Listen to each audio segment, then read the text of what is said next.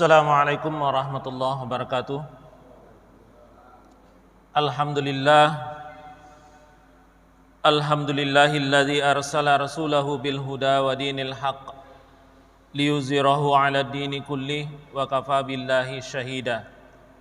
Asyhadu an la ilaha illallah wahdahu la syarikalah wa asyhadu anna Muhammadan 'abduhu wa rasuluh.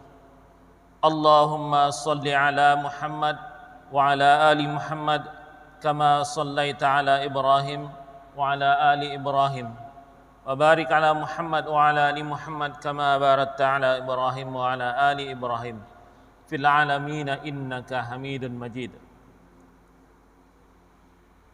Pertama-tama puja dan syukur sama-sama kita panjatkan kehadirat Allah Subhanahu wa taala yang alhamdulillah masih memberikan kita nikmat baik itu nikmat hidup, terutama adalah nikmat keimanan. Nikmat yang tidak diberikan oleh Allah kepada semua manusia, nikmat yang hanya diberikan oleh Allah kepada orang-orang yang dipilih oleh Allah Subhanahu wa taala, tentu saja dengan berbagai persyaratan. Dan semoga kita masih tetap berada dalam keadaan beriman ini sampai akhir hayat kita nanti menghadap Allah Subhanahu wa taala. Salawat dan salam tak pula lupa kita kirimkan kepada junjungan kita Nabi besar Muhammad sallallahu alaihi wasallam. Bapak sidang jemaah subuh rahimakumullah, kita lanjutkan kembali kajian fikih 4 mazhab kita yang insyaallah akan kita bahas pada subuh kali ini, merupakan kelanjutan dari kajian-kajian yang sebelumnya. Terakhir kita membahas adalah 4 imam mazhab Ahlus Sunnah wal Jamaah. Kalau saya tidak salah ingat adalah bagian yang ini ya. 4 imam mazhab Ahlus Sunnah wal Jamaah itu ada 4, yaitu Imam Abu Hanifah atau mazhab Hanafi, Imam Malik bin Anas mazhab Maliki, Imam Syafi'i mazhab Syafi'i, dan Imam Ahmad bin Hambal itu mazhab Hambali. Ini adalah 4 imam atau 4 mazhab yang ada di Ahlus Sunnah wal Jamaah. Seperti yang saya informasikan bulan yang lalu bahwa mazhab itu bukan hanya 4 ini saja, tapi banyak, ada puluhan. Namun yang bisa bertahan sampai saat sekarang ini sudah melewati 1400 abad ya. Itu adalah mazhab-mazhab yang tertinggal yang sampai ke kita tidak banyak ya. Yang terbesar adalah 4 mazhab ini di Ahlus Sunnah wal Jamaah. Kita nggak bicara tentang yang di luar Ahlus Sunnah wal Jamaah, seperti misalnya mazhab-mazhab Syiah ya. Itu ada juga mazhab-mazhabnya ya. Di antaranya adalah mazhab-mazhab yang pernah ada tetapi tidak banyak, bahkan hilang ya. Di antaranya adalah mazhab Daud bin Ali As-Sifahani Az-Zahiri atau dikenal dengan mazhab Az-Zahiri ya. Mazhab Az-Zahiri ini lahir atau muncul pada tahun 202. Beliau hidup 202 sampai 270. Mazhab Zahiri ini mulai berkembang pada abad ke-5 Hijriah. Ya. Tetapi pada abad ke-8 Hijriah hilang, habis. Jadi selama 300 tahun hidup atau 300 tahun berkembang, kemudian pada abad ke-8 mazhab Zahiri hilang. Walaupun 1 abad belakangan ini, lebih kurang 100 tahun belakangan ini muncul lagi, tapi tidak menyebut dengan mazhab Zahiri. Tapi ajaran-ajaran atau pemahaman-pemahaman yang ada di dalam mazhab Zahiri itu, ini muncul kembali pada masa kita sekarang. Ada mazhab yang lain adalah mazhab Syiah. Ada Syiah Zaidiyah dan ada Syiah Imamiyah. Ada beberapa mazhab yang lain di dalam Syiah. Kemudian ada lagi mazhab Ibadiyah. Ini Abu Sa'sa At-Tabi, Jabir bin Zaid. Ada beberapa macam mazhab yang lain, tapi kita tidak akan bicara banyak tentang itu. Kita hanya fokus kepada 4 mazhab ini saja, yaitu mazhab Abu Hanifah atau mazhab Hanafi, mazhab Maliki, mazhab Syafi'i, dan mazhab Hambali. Baik Bapak yang dimuliakan oleh Allah, sampai di situ kita bicarakan pada bulan yang lalu.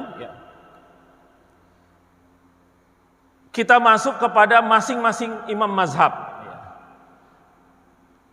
Saya insya Allah pagi ini tidak akan detail bercerita tentang keempat imam mazhab ini, karena panjang pembahasannya. Kalau kita uraikan satu-satu imam mazhab, maka habis waktu kita. Tapi insya Allah setelah kajian ini saya akan kirimkan ada 4 buku. Jadi saya kirimkan nanti ke WA grup yang Masjid Al-Mutakin, Masjid Al-Mutakin, WA grup Al-Mutakin. Silakan kalau yang belum bergabung dengan WA grup tersebut. Nanti akan saya kirimkan 4 buku. 4-nya itu adalah masing-masing mazhab. Sejarah hidup Imam Abu Hanifah, sejarah hidup Imam Malik, sejarah hidup Imam Syafi'i, dan sejarah hidup Imam Hambali, Imam Ahmad bin Hambal.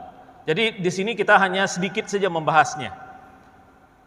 Lebih detail silakan Bapak-bapak baca. Bukunya tipis dan enak untuk dibaca di HP, jadi nggak perlu harus di print, nggak perlu harus di print, cukup baca di HP, dan tidak tebal-tebal. Hanya sekitar 30 sampai 40 halaman per buku, hanya 30-40 halaman HP maksudnya. Jadi bukan 40 halaman kertas A4. Jadi cepat kok, bacanya paling 10-15 menit selesai satu buku. Nggak banyak-banyak. Maksudnya saya pengen kita mulai mencintai untuk membaca. Kita mulai mencintai untuk membaca. Jadi nggak usah terlalu fokus dengan penjelasan, karena penjelasannya terbatas dengan waktu. Imam Abu Hanifah, nama dan nasabnya adalah Nu'man bin Sabit bin Zauti al-Taimi, Maula Bani Taim bin Sabah. Beliau lahir di Kufah tahun 80 Hijriah. Salah satu keturunan dari Parsi. Parsi ini Iran. Wafat bulan Sya'ban tahun 150 Hijriah dalam usia 70 tahun di Al-Khaizaran, Baghdad, Irak. Imam Abu Hanifah. Jadi Imam Abu Hanifah ini di antara 4 ini dia yang paling awal, lahir tahun 80 Hijriah. Kalau kita bulan yang lalu membahas tentang ada sahabat, ada tabi'in, ada tabi'in, beberapa di antara para mufassirin dan ahli fikih mengatakan bahwa Abu Hanifah ini malah termasuk dalam salah satu tabi'in. Karena beliau pernah belajar dengan sahabat, karena umurnya lahir pada tahun 80 Hijriah. Kalau mazhab yang lain masuk dalam kategori tabi'in, tetapi setengah hidup daripada mazhab Imam Abu Hanifah ini ada bersama dengan tabi'in. Dia termasuk tabi'in dan juga termasuk tabi'in.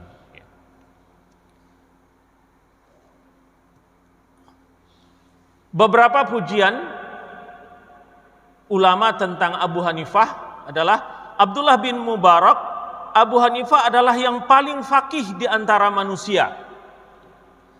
Kemudian Qasim bin Ma'an, tidak ada majelis yang lebih bermanfaat daripada majelis Abu Hanifah. Ali bin Asim, seandainya ilmu Abu Hanifah ditimbang dengan ilmu orang-orang sezamannya, pasti lebih berat ilmu Abu Hanifah. Ini luar biasa Pak. Kalau ulama itu sudah memberikan pujian Itu berarti memang orang yang dipuji ini luar biasa. Dan banyak sekali pujian-pujian terhadap keempat imam mazhab ini. Ini saya ambilkan beberapa contoh saja untuk menunjukkan bahwa mereka ini adalah orang-orang yang benar-benar kapabilitasnya luar biasa. Beberapa catatan tentang Abu Hanifah. Seperti yang saya katakan tadi, saya nggak detail cerita tentang kronologis hidupnya, ya. Nanti lebih lengkap silakan dibaca di dalam buku yang saya kirimkan. Beberapa catatan tentang Abu Hanifah. Beliau dikritik oleh ahli hadis karena banyak menggunakan kias dalam menerapkan hukum. Memang salah satu ciri daripada mazhab Abu Hanifah ini banyak melakukan ra'yu, ya. Melakukan kias dalam mengambil satu hukum. Bukan beliau meninggalkan hadis, tidak, tetapi di dalam fikih yang beliau kembangkan banyak mempergunakan kias. Kalau tidak ketemu di dalam hadis, tidak ketemu di dalam Al-Quran. Kalau ketemu di dalam Al-Quran dan ketemu dalam hadis, maka pasti dia akan ngambil hadis atau Al-Quran, ya. Tapi kalau tidak bertemu, maka beliau langsung melakukan kias. Ini dikenal dengan mazhab ra'yu, ya. Abu Hanifah ini terkenal dengan mazhab yang diistilahkan sebagai mazhab ra'yu, yang mengutamakan kias. Pernah diminta oleh Ibnu Hubairah untuk menjadi qadi, ya. Tapi beliau enggan meskipun beliau dipukul agar mau menjadi qadi. Ini qadi itu adalah satu level atau posisi atau jabatan yang prestis kalau di zaman dahulu. Beliau diminta menjadi qadi, nggak mau, dipaksa nggak mau juga, sampai akhirnya dipukul, masih tetap tidak mau diangkat menjadi qadi. Ini bertolak belakang dengan zaman kita sekarang. Kalau zaman kita sekarang boro-boro menolak, ngejar-ngejar malah, bahkan mengeluarkan segala macam cara, ya, untuk bisa menjadi pemegang amanah. Kemudian Musanna bin Raja berkata, Abu Hanifah jika bersumpah atas nama Allah bersedekah 1 dinar, dan jika memberikan nafkah kepada keluarganya beliau bersedekah dengan jumlah yang semisalnya. Ini luar biasa. Jadi kalau dia bersumpah atau dia memberikan nafkah kepada keluarganya, maka dia juga memberikan sedekah sebesar apa yang disampaikan atau apa yang diberikan kepada keluarganya itu. Asad bin Amr berkata, Abu Hanifah sholat isya dan subuh dengan sekali wudhu selama 40 tahun. Selama 40 tahun dia sholat isya dan sholat subuhnya itu sekali wudhu. Itu artinya apa? Artinya selama 40 tahun itu beliau nggak tidur malam.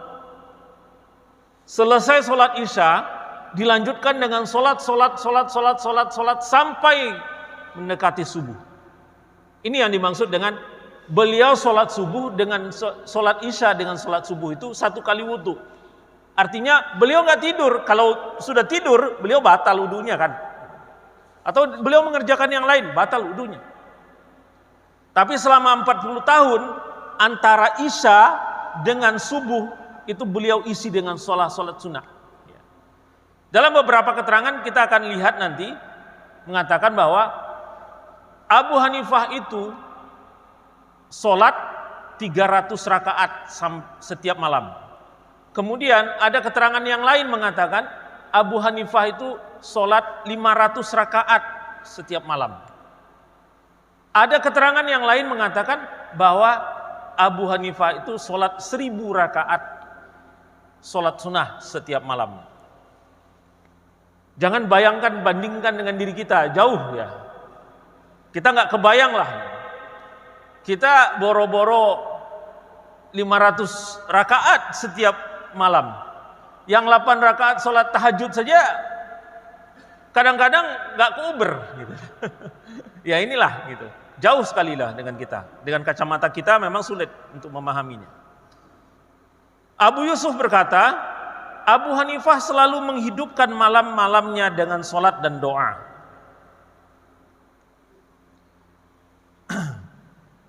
Nah, kemudian memang di kalangan ulama, para fuqaha, Abu Hanifah ini agak sedikit spesifik ya. Kenapa? Dengan pemikiran-pemikiran irja'nya atau murji'ahnya ya. Abu Hanifah yang bertentangan dengan banyak ulama yang beliau memandang bahwa iman adalah pembenaran dengan hati dan pengakuan dengan lisan, dan bahwasanya amalan tidak termasuk dalam definisi iman. Ini Abu Hanifah agak berbeda sedikit dengan jumhur ulama tentang masalah ini. Menurut Abu Hanifah, bahwa iman itu konten atau persyaratannya hanya 2. Sementara jumhur ulama mengatakan bahwa iman itu 3 komponennya. Ya. Yang pertama adalah dibenarkan dengan hati. Yang kedua adalah diucapkan dengan lisan. Nah, sampai di sini mereka semua sama nih. Ya. Iman itu dibenarkan dengan hati, diucapkan dengan lisan. Dua-duanya sama dengan jumhur ulama. Ya. Yang ketiga mereka berbeda. Abu Hanifah berbeda sendiri. Abu Hanifah hanya 2 ini saja, tetapi jumhur ulama mengatakan bahwa setelah dibenarkan dengan hati, diucapkan dengan lisan, dilanjutkan dengan amalan. Ya. Dilanjutkan dengan amalan. Ini perbedaannya. Namun di akhir hayatnya Abu Hanifah ini rujuk dengan para ulama. Akhirnya mengikut kepada pendapat jumhur ulama yang lain, ya, bahwa iman itu komponennya 3, yaitu dibenarkan dengan hati, kemudian diucapkan dengan lisan, maka kemudian dilakukan dengan perbuatan. Ini perbedaan ini menjadi sangat signifikan, Pak. Karena kalau iman ini 3, maka orang yang dikatakan beriman itu adalah harus melakukan semua ketiga-tiganya. Tidak cukup hanya percaya kepada Allah saja, tapi harus dengan ucapan lisan dan dikerjakan semua perintah Allah, baru dikatakan beriman. Misalnya sholat. Nah, kalau amalan itu dipisahkan dari iman, maka bisa saja berarti bahwa orang yang tidak melakukan sholat itu masih tergolong kepada orang beriman. Jumhur ulama mengatakan tidak. Tapi kalau murji'ah mengatakan iya. Amalan itu tidak terkait dengan iman. Iman itu adalah dalam hati dan dalam lisan. Kalau hatinya beriman, lisannya tidak pernah mengucapkan syahadat atau tidak mengucapkan keimanannya, maka nggak bisa berlaku iman. Ini munafik, bedanya di situ. Dia lisannya mengatakan beriman, hatinya tidak beriman. Baik, Khalifah Al-Mansur meminta Abu Hanifah tetap menjadi qadi negara sampai-sampai Al-Mansur bersumpah bahwa Abu Hanifah harus menerima jabatan tersebut. Maka Abu Hanifah yang bersumpah bahwa beliau tidak akan mau menerimanya. Kemudian banyak riwayat yang mengatakan bahwa Abu Hanifah mengkhatamkan Al-Quran dalam 1 rakaat. Ya. Ini banyak keterangan-keterangan yang tentang Abu Hanifah. Ya. Kita tidak terlalu lama-lama. Ya. Kemudian perkataan Abu Hanifah yang terkenal. Ya. Ada perkataan-perkataan Abu Hanifah yang terkenal. Semua yang datang dari Rasulullah Sallallahu Alaihi Wasallam maka kami terima semuanya, dan apa yang datang dari para sahabat kami memilihnya, dan apa yang selain daripada itu maka mereka laki-laki, kami laki-laki. Ini kalimat bahwa Abu Hanifah itu menerima semua yang datangnya dari Allah dan Rasul. Jadi tidak benar bahwa Abu Hanifah itu lebih mengutamakan ra'yu daripada Al-Quran dan Sunnah. Ya.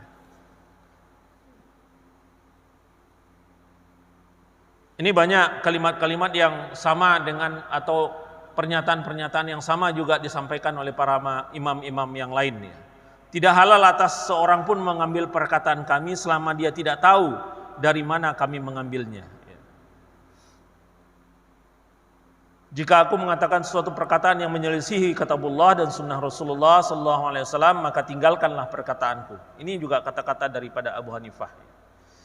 Kemudian menuntut ilmu, beliau ini berguru di Kufah, banyak guru-gurunya, silakan dibaca nanti di dalam buku yang saya kirimkan. Beliau berguru di Kufah, terutama gurunya yang utama itu adalah Hamad bin Abu Sulaiman. Kemudian tidak cukup di Kufah saja, beliau pindah ke Basrah. Kemudian di Basrah juga beliau berguru. Kemudian beliau juga berguru ke Mekah. Jadi beliau pernah tinggal di Mekah. Beliau pernah mukim di Mekah, Abu Hanifah. Ada keterangan yang menyebutkan bahwa Abu Hanifah ini punya guru ratusan. Ada yang menyebutkan gurunya 600 orang. Banyak Abu Hanifah gurunya. Tapi yang jelas ratusan gurunya. Ini tentang Abu Hanifah. Kita lanjut dengan Imam Malik bin Anas. Imam Malik bin Anas ini adalah imam di mazhab Maliki. Makanya disebut dengan Maliki karena nama beliau Malik, Imam Malik bin Anas. Nama dan nasabnya adalah Malik bin Anas bin Malik bin Abu Amir bin Amru bin Haris bin Ghaiman bin Khusail bin Amr bin Haris Asabah bin Auf bin Malik bin Zaid bin Shaddad bin Zur'ah.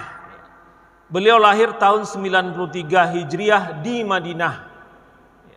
Wafat pada hari 14 Rabiul Awal tahun 179 Hijriah di Madinah juga.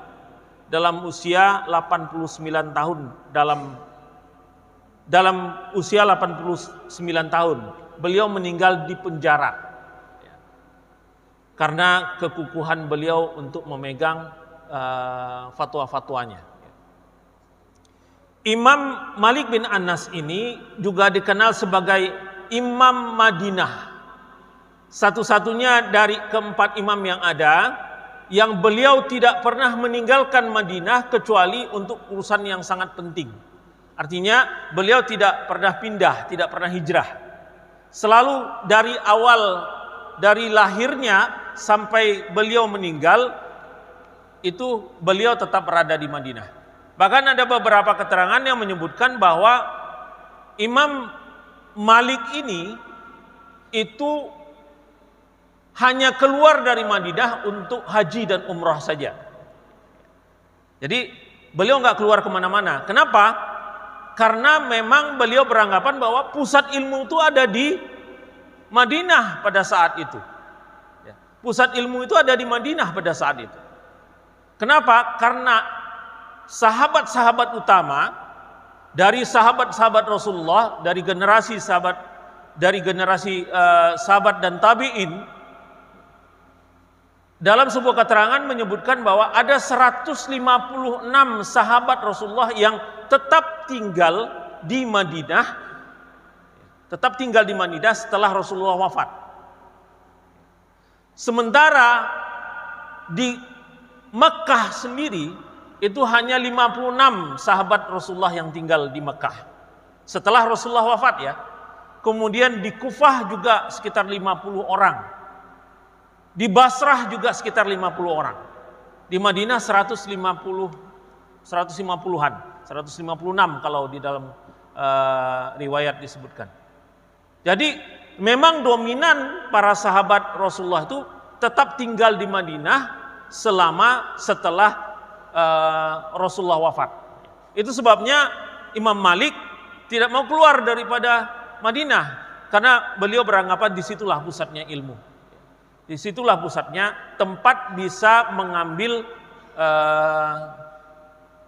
fatwa-fatwa dan tempat bisa mengambil contoh daripada sahabat Rasulullah SAW. Imam An-Nawawi mengatakan bahwa guru daripada Imam Abu Hanifah ini itu lebih daripada 900 orang. Bisa kebayang nggak ya? Ada keterangan menyebutkan guru beliau ini 1.700.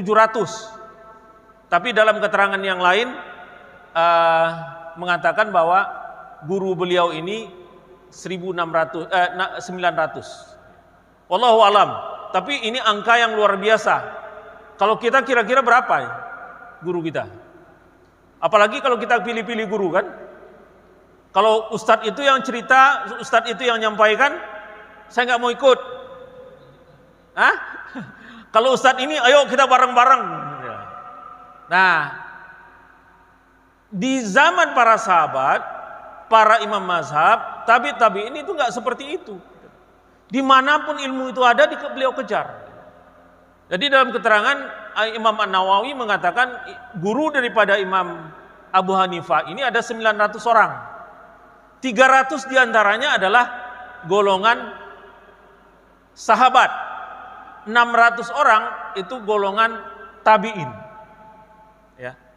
Lebih kurang 300 orang itu golongan sahabat, 600 orang golongan tabi'in. Ini luar biasa beliau ini. Dia berguru 900 orang. Rata-rata keempat imam mazhab itu ratusan gurunya. Masing-masing mereka tuh ratusan gurunya. Nggak ada yang pilih-pilih guru. Nggak ada yang sedikit gurunya. Ratusan. Ada guru-gurunya, nama gurunya, kemudian murid-muridnya juga ada. Salah satu muridnya yang terkenal adalah Imam Syafi'i. Imam Syafi'i ini adalah salah satu murid daripada Imam Malik.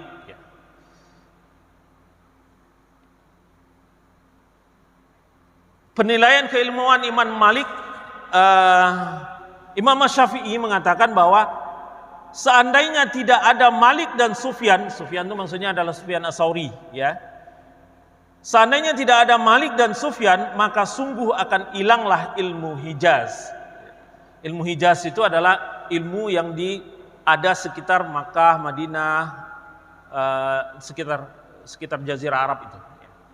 Maka disebut kalau tidaklah ada Imam Malik dan Sufyan Ats-Tsauri, maka ilmu Hijaz itu akan menghilang.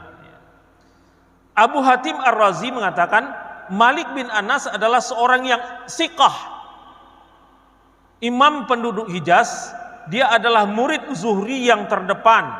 Jika penduduk Hijaz menyelisihi Malik, maka yang benar adalah Malik. Ini luar biasa pujian daripada ulama ini, Abu Hatim. Dia adalah murid utama daripada Az-Zuhri. Dan kalau ada orang berselisih dengan Imam Malik, maka hampir bisa dipastikan yang benar itu adalah Imam Malik. Ini pujian yang luar biasa yang diberikan oleh para ulama. Al-Imam Ahmad bin Hambal berkata, Malik bin Anas adalah yang paling kokoh dari manusia dalam hadis. Ahmad bin Hambal itu imam mazhab Hambali, ya. Malik bin Anas adalah yang paling kokoh dari manusia dalam hadis. Jadi memang Imam Malik ini sangat menguasai terhadap hadis.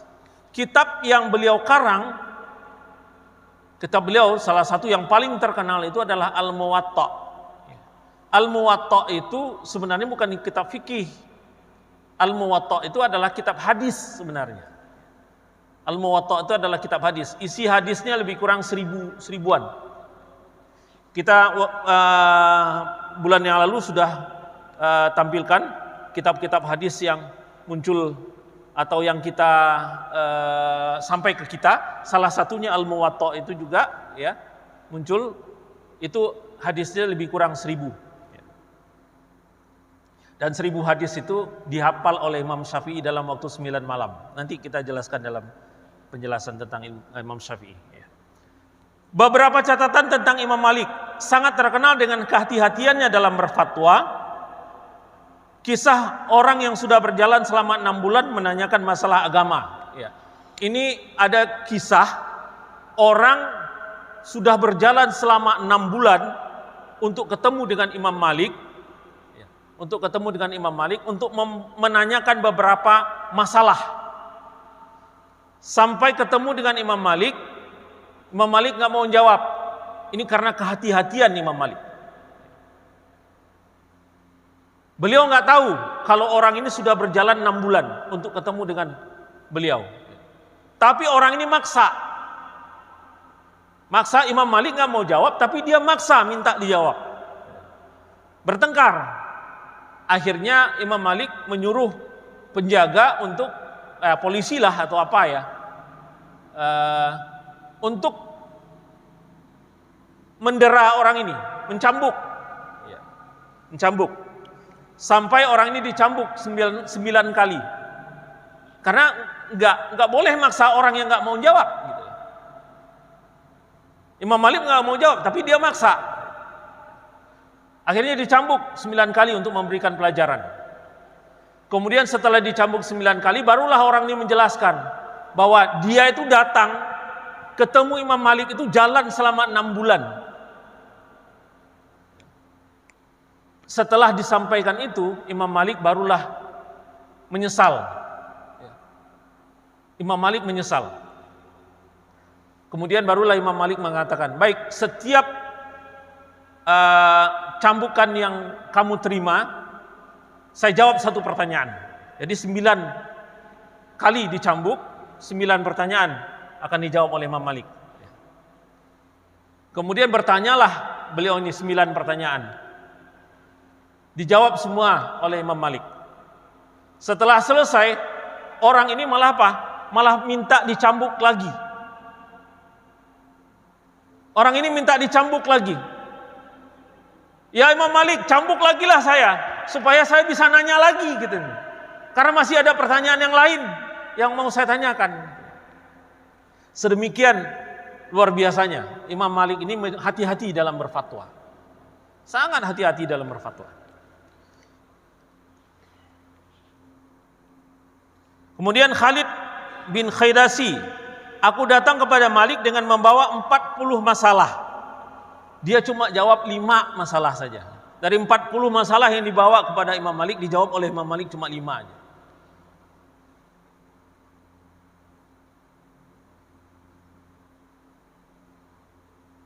Oke, lanjut ya, kita lanjutkan saja. Imam Syafi'i, saya ingin 4 imam mazhab ini pagi ini selesai. Tugasnya bapak-bapak silakan baca lebih detail, lebih detail. Karena nggak mungkin saya sampaikan satu persatu, panjang ceritanya. Bisa satu imam mazhab itu bisa 2 kali pertemuan kalau mau kita selesaikan dalam sesi ini. Imam Syafi'i, nama nasabnya Muhammad bin Idris bin Al-Abbas bin Utsman bin Syafi'i bin Ubaid bin Abdu Yazid bin Hashim bin Muthalib bin Abdi Manaf. Ini Imam Syafi'i ini adalah satu-satunya imam yang nasabnya bertemu dengan nasab Rasulullah. Ya. Nasabnya bertemu dengan nasab Rasulullah, yaitu pada Abdi Manaf. Ya. Lahir tahun 150 Hijriah di Gaza, Palestina, di Gaza. Wafat pada akhir bulan Rajab tahun 204 Hijriah di Mesir. Syahid ilmu. Syahid ilmu itu, jadi ada keterangan yang menjelaskan bahwa dia dipukul oleh lawan debatnya. Jadi mereka berdebat, kemudian lawan debatnya kalah, kemudian dia dipukul sampai beliau meninggal. Jadi dia dipukul oleh lawan diskusinya. Nah, kita lihat Imam Syafi'i lahir tahun 150 Hijriah. Bersamaan tahunnya dengan tahun meninggalnya Imam Abu Hanifah. Jadi nyambung. Abu Hanifah lahir 80 Hijriah, meninggal tahun 150 Hijriah. 150 Hijriah Imam Syafi'i meninggal. Imam Syafi'i lahir. Di antara kedua imam itu ada Imam Malik bin Anas atau Maliki, ya. Guru-guru Imam Syafi'i di antaranya adalah Imam Sufyan bin Uyainah, kemudian Imam Malik bin Anas, dan lain-lain. Murid-murid beliau di antaranya adalah macam-macam, ada banyak sekali murid-murid beliau. Guru Imam Syafi'i ini ratusan, ya, nggak mungkin kita sebutin satu-satu, ya. Tapi yang paling banyak terkenal adalah Imam Sufyan bin Uyainah dan Imam Malik bin Anas. Karya utama daripada mazhab atau Imam Syafi'i yang paling terkenal, beliau banyak menulis buku, karya-karya utamanya banyak puluhan, tapi yang paling dominan atau yang paling terkenal itu adalah kitab Al-Um, ya. Kitab fikih yang terdiri dari 4 jilid berisi 128 masalah terbagi ke dalam 40 bab. Dan yang kedua itu adalah kitab Ar-Risalah Al-Jadidah. Kitab ini dianggap sebagai kitab induk usul fikih. Jadi usul fikih itu yang pertama merumuskan usul fikih itu adalah Imam Syafi'i. Ya, di dalam kitab ini, kitab Risalah Al-Jadidah ini, usul fikih yang merupakan parameter-parameter yang harus diikuti sebelum seseorang itu memberikan fatwa tentang fikihnya. Kemudian beberapa catatan tentang Imam Syafi'i. Umur 7 tahun Imam Syafi'i ini hafal Al-Quran. Ya. Kemudian hafal kitab Al-Muwatta dalam 9 malam. Ya. Jadi pada umur 7 tahun Imam Syafi'i ini sudah hafal Al-Quran. Kita udah hampir dekat 60 nih, 55, boro-boro hafal 30 juz, paling juz 30 doang. Itu pun kalau hafal. Nggak mungkin lagi kadang-kadang gitu kan. Kalau beliau hafal 30 juz pada usia umur 7 tahun, ya. Kemudian beliau berguru kepada Imam Malik. Nah, datangnya beliau ke tempat Imam Malik itu nggak pas waktunya, belum pembukaan penerimaan murid barulah katanya, ya. Kalau dulu mungkin pembukaan majelisnya, ya. Jadi beliau harus nunggu beberapa hari. Nah, selama beliau menunggu beberapa hari itulah beliau menghafal kitab Al-Muwatta. 9 malam, dalam sebuah keterangan menyebutkan beliau menghafal kitab Al-Muwatta itu 9 malam. Kitab Al-Muwatta itu tebal, Pak. Isinya 1000 hadis. Isinya 1000 hadis. Hadis-hadis yang ada dalam situ 1000 buah. Pada saat beliau akan datang menghadap Imam Malik, ditanya oleh Imam Malik, mana kitabmu? Mana kitab Al-Muwatta'nya? Kalau dulu, kitab zaman dulu kan bukan kitab seperti zaman sekarang yang kertasnya tipis-tipis. Kalau dulu orang bawa kitab, betul-betul bawa kitab besar-besar, ya, karena dari pelepah kurma, dari ini kayu gitu. Jadi memang bawa kitab kelihatan banget. Ditanya Imam Malik, Imam Syafi'i, mana kitabmu? Imam Syafi'i bilang, kitabnya sudah ada di kepala saya. Kaget Imam Malik. Tidak mungkin. Diujilah sama Imam Malik. Betul ternyata. Beliau sudah hafal. Jadi sebelum masuk majelisnya Imam Malik, kitab Imam Malik sudah hafal luar kepala. Jadi ya luar biasa. Kemudian pada usia 15 tahun, ini Imam Malik sudah memperbolehkan Imam Syafi'i untuk berfatwa. Jadi beliau hafal Al-Quran 7 tahun, kemudian belajar dengan Imam Malik, umur 15 tahun, beliau sudah diberikan wewenang untuk berfatwa. Menjawab pertanyaan-pertanyaan yang disampaikan oleh orang-orang terhadap kepada Imam Malik. diberi gelar Nasirul Hadis atau pembela hadis karena kegigihannya mengikuti sunnah Rasulullah. Jadi nggak benar kalau ada orang yang mengatakan bahwa para imam mazhab itu nggak mengikut sunnah. Ya, para imam mazhab itu mengeluarkan pendapatnya hanya dengan tanpa dalil. Itu kebohongan yang luar biasa besarnya.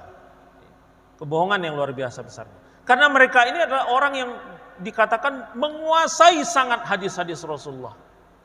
Menghafal ratusan ribu hadis Rasulullah. Kemudian masa kanak-kanak adalah seorang yang sangat ahli dalam memanah. Imam Ahmad bin Hambal pernah mengatakan bahwa aku tidak pernah meninggalkan doa kepada Allah di sepertiga terakhir malam untuk 6 orang. Salah satunya adalah Syafi'i, Imam Asy-Syafi'i. Kenapa? Karena Imam Ahmad bin Hambal ini adalah murid daripada Imam Syafi'i. Kalau dikatakan 6 orang, ya sudah pasti ya. Orang tuanya, 2, anaknya, saudaranya. Yang luar biasa itu adalah dia masuk nama Imam Syafi'i salah satunya, gurunya. Jadi di mata Imam Ahmad bin Hambal, Imam Syafi'i ini adalah orang guru yang sangat beliau hormati. Sehingga beliau mengatakan tidak pernah terlepas dalam sholat doa-doa di malam harinya 6 orang ini yang dia doakan.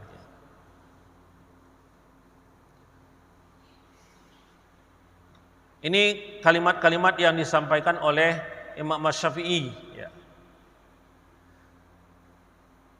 Semua hadis dari Nabi SAW, maka itu adalah sebagai omonganku, walaupun kalian tidak mendengarnya dariku. Jadi kalau Imam Syafi'i mengatakan, kalau kamu ketemu dengan hadis yang lebih kuat, yang benar, dan kemudian ternyata didapati pendapatku salah, maka ambil hadis tersebut. Cuma ini di belakang hari dipelintir, ya, dikatakan seolah-olah pendapat Imam Syafi'i banyak bertentangan dengan hadis. Karena hadisnya bilang begini, pendapat Imam Syafi'i katakannya menyebutkan begini, maka tinggalkanlah Imam Syafi'i, ambillah hadis. Yang jadi persoalan adalah apakah pemahaman hadisnya sama enggak, benar enggak gitu. Itu yang menjadi persoalan. Tidak mungkin seorang Imam Syafi'i itu meninggalkan hadis.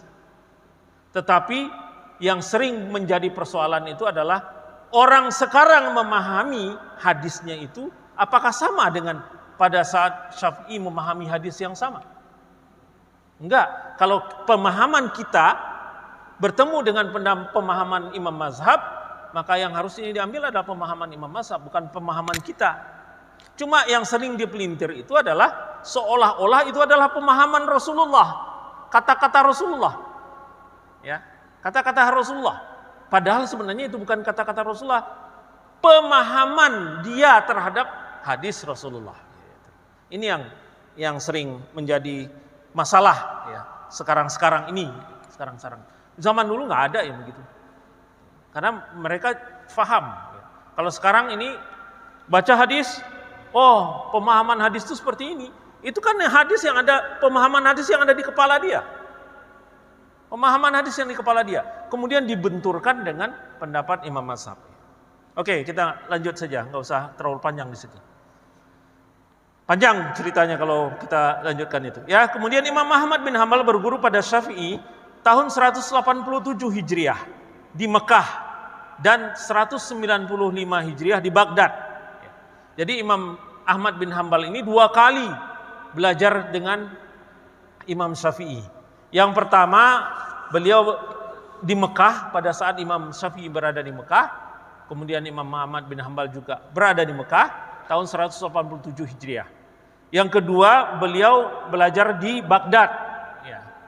Yang dipelajarinya adalah fikih dan usul fikih. Kenapa? Usul fikih ini yang membuat adalah Imam Syafi'i. Yang merumuskan usul fikih itu adalah Imam Syafi'i. Kemudian beliau juga belajar nasih dan mansuh kepada Imam Syafi'i.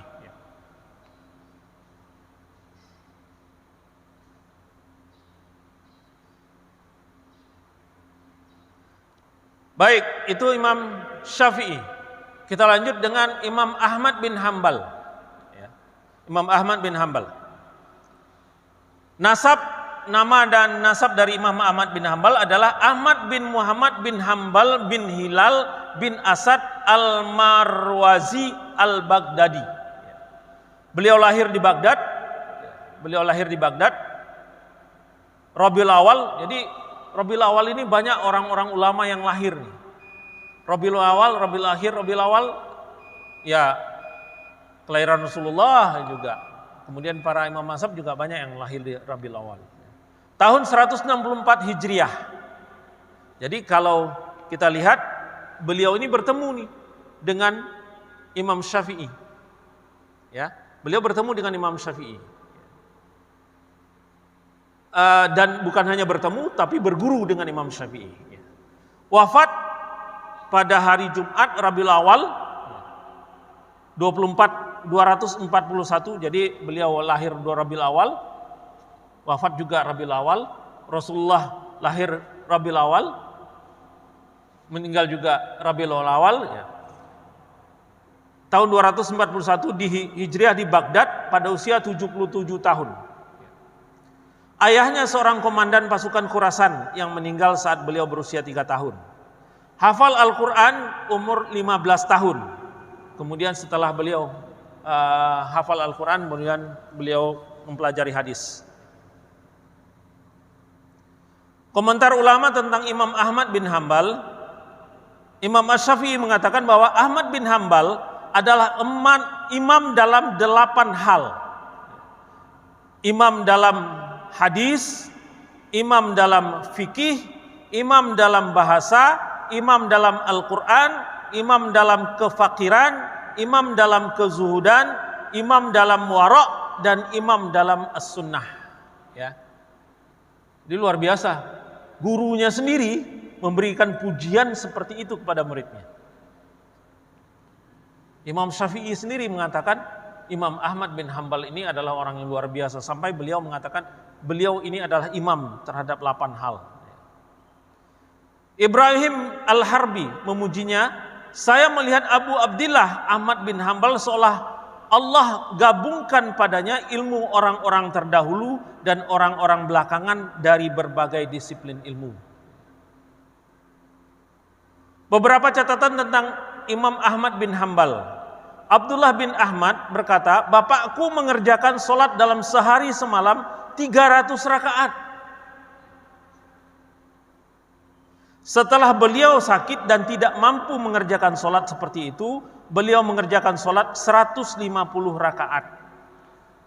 Masya Allah. 300 rakaat sholat malamnya. Kalaupun itu masih dalam keadaan kuat. Setelah dalam keadaan sulit, barulah beliau sholat malamnya 150 rakaat. Bandingkan dengan kita lah. Jauh banget. Kemudian, ini tentang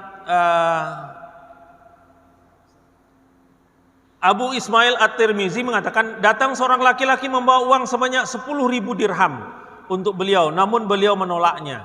Ada yang mengatakan ada seseorang memberikan 500 dinar kepada Imam Ahmad, namun beliau tidak mau menerimanya. Juga pernah ada yang memberi 3.000 dinar, namun beliau juga tidak mau menerimanya. 3.000 dinar itu berapa? 1 dinar itu 4,25 gram. 1 gram berapa sekarang? Juta? Hah? Berapa? 800. 800 berarti 4,25 kali 800 3 jutaan ya. 3 jutaan. 3 juta kalau 3.000 dinar berapa itu? Miliaran lah ya. Miliaran. Dibawain uang miliaran, beliau nggak mau terima.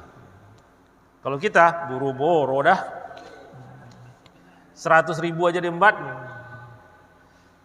Baik, itu keempat imam mazhab ya, keempat imam mazhab. Kita sudah jelaskan secara ringkas saja. Mohon Bapak-bapak nanti WA atau buku yang saya kirimkan tolong dibaca. Lebih enak bacanya, lebih tenang-tenang daripada buru-buru seperti ini, ya. Baik, daerah penyebaran mazhab, ya. Mazhab Hanafi itu mulai tumbuh di Kufah, Irak. Karena beliau memang berada di Kufah, Imam Hanafi ini. Jadi mazhab itu mulai tumbuh di Kufah. Kemudian mazhab resmi di Mesir, Turki, Syria dan Lebanon. Jadi Turki, Mesir, Syria, Lebanon itu mazhab resminya adalah mazhab Hanafi. Ya. Jadi kalau Bapak jalan ke Turki nanti akan lihat nih bedanya, kira-kira bedanya dengan kita yang berada di Indonesia. Karena mereka menganut mazhab Hanafi. Dianut sebagian besar penduduk Afghanistan, Pakistan, Turkistan, India dan Tiongkok. Mazhab Hanafi ini adalah mazhab yang paling banyak dianut di seluruh dunia di kalangan Ahlus Sunnah wal Jamaah. Ya. Itu 40% populasi Ahlus Sunnah wal Jamaah adalah mazhab Hanafi. Ya. Mazhab yang paling banyak berkembang di dunia. Itu 40%, sampai mencapai 40%. Kemudian mazhab Maliki itu tumbuhnya di Madinah, besarnya di Madinah, ya, tumbuh dan besar di Madinah, berkembang dan dianut sebagian besar Maroko, Aljazair, Tunisia, Libya, Bahrain dan Kuwait, ya. Jadi penyebaran mazhab Maliki ini banyak di Maroko. Jadi kalau ada yang belajar ke Maroko, ya, seperti Ustadz Abdul Somad itu kan banyak belajar di Maroko, ya. Nah di Maroko itu mazhab yang dianut adalah mazhab Maliki, ya. Aljazair, Tunisia, Libya, Bahrain dan Kuwait. Populasinya itu sekitar 25% Muslim di dunia. Ahlus Sunnah wal Jamaah, nggak termasuk Syiah, ya, nggak termasuk Syiah. Ahlus Sunnah wal Jamaah di seluruh dunia populasinya 25% adalah mazhab Maliki. Kemudian mazhab Syafi'i, ya, mazhab resmi di Malaysia, Brunei, Darussalam, ya. Indonesia walaupun mayoritas mazhab Syafi'i, tapi tidak menyatakan bahwa mazhab resmi Indonesia. Ya. Walaupun penganutnya banyak di mazhab Syafi'i. Tapi tidak menyatakan secara resmi negara Indonesia itu adalah negara penganut mazhab Syafi'i. Tapi kalau Brunei, Malaysia memang negara itu menstate bahwa mazhab yang mereka anut adalah mazhab Syafi'i. Berkembang dan dianut umat Islam di Libya, Mesir, Indonesia, Filipina, Malaysia, Somalia, Arabia Selatan, Palestina, Yordania, Lebanon, Syria, Yaman dan lain-lain. Populasinya ini mencapai 25% dari Muslim di dunia, ya. Dari Muslim Ahlus Sunnah wal Jamaah di dunia. Jadi 25%. Lebih kurang penganut mazhab Syafi'i dan penganut mazhab Maliki ini lebih kurang sama jumlahnya kira-kira persentasenya. Kemudian mazhab Hambali. Mazhab Hambali mulai tumbuh di Baghdad, Mesir dan mulai banyak di abad ke-12 Hijriah. Jadi mazhab Hambali ini memang tumbuhnya itu di Baghdad justru. Dan di Mesir baru pada abad ke-12 Hijriah. Ya, baru pada abad ke-12 Hijriah. Abad-abad sebelumnya mazhab Hambali tidak berkembang terlalu pesat. Dan mazhab Hambali ini adalah mazhab resmi Kerajaan Arab Saudi, Saudi Arabia. Kerajaan Saudi Arabia ini merupakan mazhab resmi daripada mazhab Hambali. Walaupun mazhab Hambali ini lahirnya di Baghdad, tapi menjadi mazhab resmi di Saudi Arabia. Penganut dari mazhab Hambali ini banyak di Jazirah Arab, Palestina, Syria dan Irak. Ya. Itu sekitar 5%, jadi nggak banyak. Ya.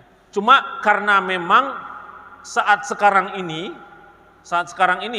karena banyak perguruan tinggi di Saudi menggratiskan mengundang mahasiswa untuk belajar di sana. Kemudian setelah mereka tamat, mereka kembali ke daerah mereka, ya. Kemudian membawa mazhab Hambali.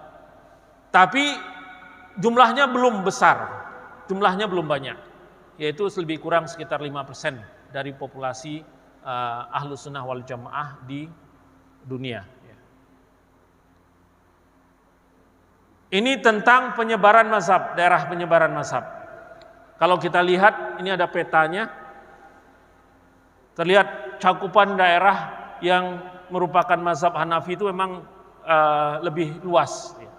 Kemudian ada mazhab Maliki, kemudian mazhab Syafi'i, ya, sebelah bawah, kemudian mazhab Maliki yang sebelah kiri, ya. Kemudian mazhab Hambali sedikit di tengah-tengah, di Jazirah Alab. Ya. Ini penyebaran tentang mazhab. Ya. Kemudian udah suruk ya, dikit lagi, ya, dikit lagi, biar kita bisa enak sholat isyraqnya setelah sholat suruk berlalu.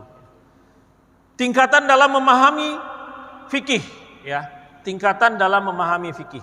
Jadi ada lebih kurang kategorinya 4 kriteria atau bukan 4 golongan atau 4 tingkatan lah, ya. 4 tingkatan di dalam memahami fikih. Yang pertama adalah muqallid, golongan atau kelompok yang disebut dengan muqallid, yaitu orang yang dalam ibadahnya hanya mengikuti apa yang banyak dilakukan oleh orang lain, ikut-ikutan tanpa didasarkan ilmu dan tidak mau berusaha untuk mempelajari dasar hukumnya, ya, tidak mau mempelajari dasar hukumnya. Ini muqallid, orang yang melakukan taklid. Semua kita mengalami ini, ya, semua kita melewati tahap ini. Kita ngajarin anak kita sholat, kan nggak mungkin kita jelaskan ini menurut begini, ini dalilnya, ini menurut pendapat ini mazhab ini, nggak begitu kan? Kita ajarkan dia dengan yang kita ketahui, dia ikut aja dulu lah, just do it, ya, nggak menjelaskan dasar-dasar hukumnya. Ini muqallid. Dan kita semua itu pasti melewati tahap ini. Kemudian yang kedua adalah mazhabiyah. Mazhabiyah itu adalah atau disebut juga dengan golongan taklid mazhab, yaitu orang yang hanya mau mengikuti satu mazhab saja dan tahu dasar hukumnya. Bedanya dengan yang atas, muqallid. Muqallid itu nggak mau tahu lah dasarnya apa, nggak mau belajar. Kalau mazhabiyah, dia pelajari mazhab itu, dasar hukumnya apa, dan dia tidak mau mencampurkannya dengan mazhab yang lain karena khawatir melakukan talfik. Talfik itu adalah menggabungkan atau mencampur satu mazhab dengan mazhab yang lain karena kemudahan. Dengan latar belakang mencari yang lebih mudah, mencari yang lebih gampang, mencari yang lebih murah. Karena kalau itu yang terjadi, maka mazhabnya adalah mazhab talfik, mazhab yang paling mudah, mazhab yang paling gampang. Ini mazhabiyah atau taklid mazhab. Tingkatan yang ketiga di atas itu adalah muttabi'. Muttabi' itu adalah orang-orang yang dalam beribadah melakukan ittiba'. Ittiba' menggunakan potensinya untuk mempelajari mazhab-mazhab yang lain serta memilih satu pemahaman berdasarkan pada pendapat yang paling kuat dasar hukumnya walaupun berbeda dengan mazhabnya. Jadi misalkan mereka punya satu mazhab, tapi dengan kemampuan dia memiliki kemampuan untuk mengistimbat hukum, maka beliau pilih mazhab atau pendapat yang keluar dari mazhabnya. Jadi boleh keluar dari mazhab itu, tapi bisa dipertanggungjawabkan dengan dasar keilmuan, bukan karena dasar mencari yang lebih mudah dan mencari yang lebih gampang. Kemudian kelompok yang ketiga, yang keempat adalah mujtahid, ya. Yaitu orang yang melakukan ijtihad menggunakan semua potensi dirinya dalam berpikir secara sungguh-sungguh untuk mendapatkan satu hukum fikih dalam ibadat ataupun dalam muamalah. Mujtahid juga berbeda, bisa dibedakan. Ada yang disebut dengan mujtahid mutlak, ada yang disebut dengan mujtahid muqayyah, ya. Mujtahid mutlak itu adalah orang-orang yang hasil ijtihadnya menurut ulama umumnya dapat dijadikan acuan, bersifat mengikat orang lain yang menjadi pengikutnya. Ini mujtahid mutlak. Pintu mujtahid mutlak ini menurut jumhur ulama ini sudah tertutup, ya. Karena sudah tidak ada lagi orang yang punya kapasitas dan kemampuan seperti halnya keempat imam mazhab ini, ya. Mujtahid mutlak juga dibedakan, ada yang mujtahid mutlak mustaqil dan ada yang disebut dengan ghaira mustaqil. Ini hanya karena pada perbedaan metode. Mustaqil itu adalah mujtahid yang punya metode sendiri dalam mengistimbat hukum. Ghaira mustaqil adalah mujtahid yang tidak punya metode sendiri, tetapi dia mengambil metode dari mujtahid yang lain. Contohnya Imam An-Nawawi ini disebut dengan mujtahid, ya. Tapi beliau tidak punya metode sendiri. Beliau ambil metode Imam Syafi'i karena beliau bermazhab Syafi'i, ya. Kemudian mujtahid muqayyah adalah orang yang melakukan ijtihad dalam satu permasalahan karena ilmunya di bidang itu, ya. Jadi tidak semua, tidak komplit. Nah, mujtahid muqayyah itu masih ada sampai saat sekarang. Banyak ulama-ulama yang menjadi mujtahid muqayyah, tapi tidak ada ulama yang berani menyatakan dirinya menjadi mujtahid mutlak. Kalaupun ada mengeluarkan fatwa bukan perorangan tetapi dalam kelompok, misalnya di Muhammadiyah itu ada majelis tarjih yang terdiri atas beberapa orang pakar-pakar, ya. Banyak pakar, bukan satu orang, ya. Kemudian di NU apa namanya? Majelis Fatwanya NU. Kalau Indonesia ada lagi Majelis Ulama Indonesia, bagian fatwa MUI. Itu terdiri atas orang-orang yang dianggap pakar dalam keilmuan dia, sehingga tidak lagi tersentral pada satu orang. Baik Bapak yang dimuliakan oleh Allah, ini sikap para imam mazhab, ya. Nggak perlulah.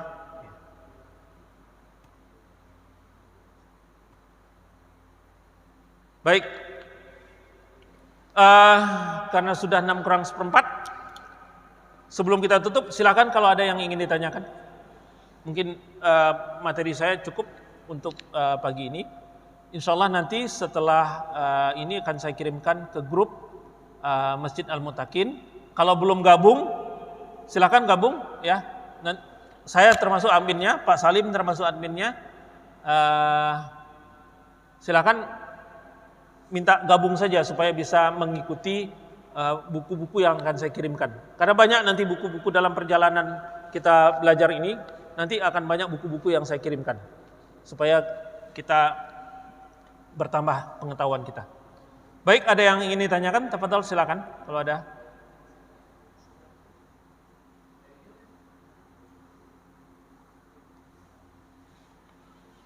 Enggak ada?